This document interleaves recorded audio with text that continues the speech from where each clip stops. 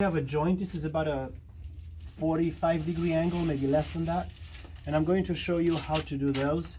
Let me first get this on there and nice and tight.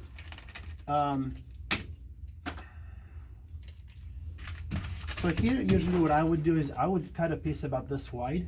I just so happen to have a piece that I cut too short for this location. So I'm going to turn it like this. And this time, instead of making a mistake, I'm going to go ahead and wrap it around this and make sure that I choose about 3 inches of overlap. And sometimes you want a bit more overlap here, or at least have more material available, because all these angles use up more material as it wraps around the pipe. And so here what you want to do is a couple of things. You basically have to put some slats in this material. So on the back side, this will overlap. So I'll show you, maybe do like a 4-inch slat, 5-inch slat, and same thing here. See that? Because as this bends over the pipe, and this has to come in, it'll actually overlap like this and turn into an elbow naturally. So it's not much of an elbow, but maybe I have to make the slats farther in. I'll just see how it feels when I put it on. And having more airspace is not a bad thing. Here, basically the other thing I've got to do is go past these supports. So I have a couple of choices. One, I can loosen it and move it over here so it supports there. Or I can just cut these horizontally like this and just make a slat so it goes past it. So maybe I will do that this time, and I will go, let's see, I'll make sure that my initial cut around halfway across the back, and then I'll go ahead and make one right here. As you can see, a lot of what I do is I just mount things up against the product, and then I see how it lines up and make adjustments based on that. This here,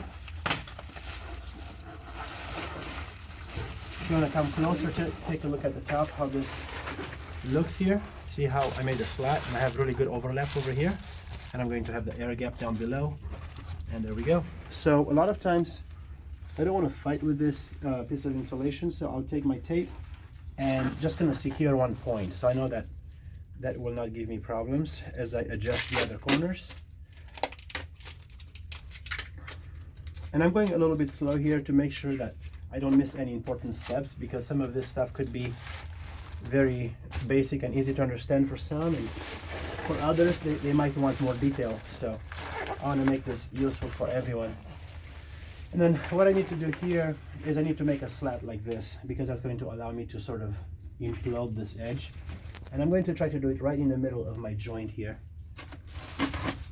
Okay, that will allow me to do something like this. Maybe I'll go a bit farther. I'll make sure to have a piece of tape there on top of that. So there we are. We'll come to here. So this one right here is basically ready to be taped. So I'm going to start my tape, finish this end because I'm happy with how it feels. I'm going to actually go halfway on here. So I only have to use one piece of tape, one motion, one movement, one action, and I solved 2 problems. There you go. Again, right now I'm not really focusing on making this perfectly pretty, because I just want to get this information to you. And then obviously when you do it, when I usually do it, I'll take my time and be more meticulous about it. I just don't want to make this video too long. Okay, again here, I'm happy with what that angle is, so I'm going to repeat that at the bottom. Okay, so this part of the joint is perfect right now. This other part has to overlap across like this and like this. And now I am going to do what I showed you earlier, go around the entire thing all the way to the back. And I'm going to follow this little joint to make sure it's handled correctly.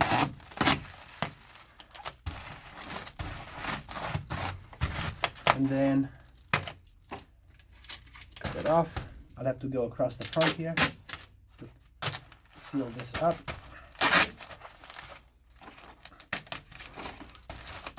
Okay, and then, oops, I let that go, get away from me here. And then I've got to fix this up right up here, so I'll probably just use one of these pieces to make that nice and tight, just because of how that cut ended up. So I'll just make sure this is all nice and insulated there. Right, so that's basically how you do this. Now on the back, what you can see is that I have these two slats over here that will overlap. So as you can see right here, it's going to come very nice and tight. I will put my tape on there, like this. Come all the way to the front, all the way to the back. And then I have to finish the front.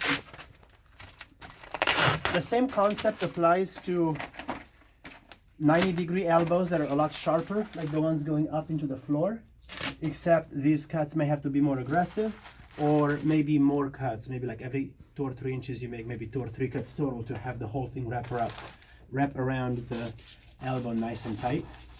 And then this here, I just have to make sure I have good coverage. And yeah, we don't want to let any heat or air escape from the system.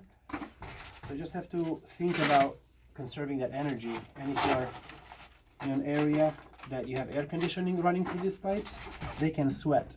So having good insulation is important so they don't condense and drip water and cause a moisture issue or bacterial growth and other issues like that. So anyway, I'm sure this could have gone faster. I'm sure there's other better ways to do it. This is how I do it, and it seems to work okay, and also it's going to last a long time. The biggest thing that I hate as a service tech is to walk up into a garage or crawl space or attic and see a nice job like this, or nicer than this even, and then it's all falling apart, you know, a few months later, just because, you know, these weren't laid down 100%, all the air wasn't pushed out, there's dust that gets in there, and things just fall apart, and you lose all of that work, you lose the energy, and then the client doesn't get what they need for their home. So hopefully this was useful to you. Let me know if you want to see anything else around the subject or any other topic in our trade, and I'll be more than happy to give you an update. Thank you.